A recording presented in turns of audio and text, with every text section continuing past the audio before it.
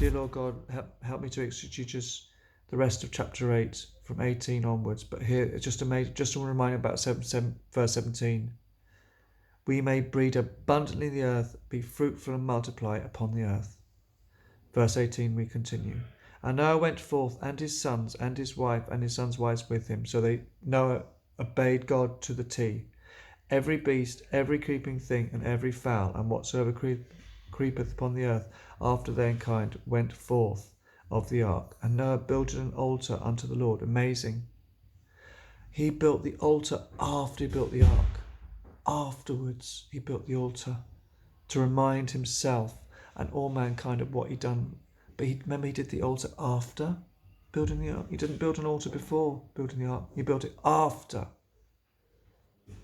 And took of every clean beast and of every clean fowl and offered burnt offerings unto. This is just amazing stuff. It's just incredible.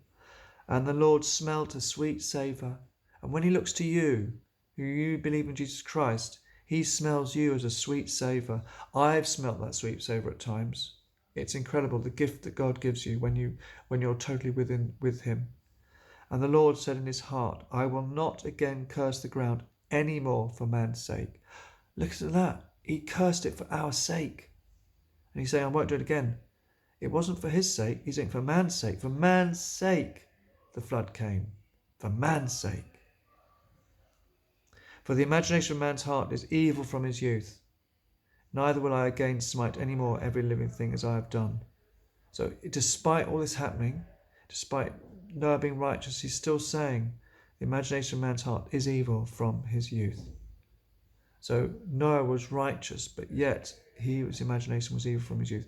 So we must stay righteous despite our heart's willingness to go the opposite direction. And he won't smite any more everything as I've done.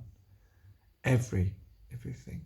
While the earth remaineth, seed time and harvest, and cold and heat, and summer and winter, and day and night shall not cease. So, while the earth is here, what we learn is there are times and seasons.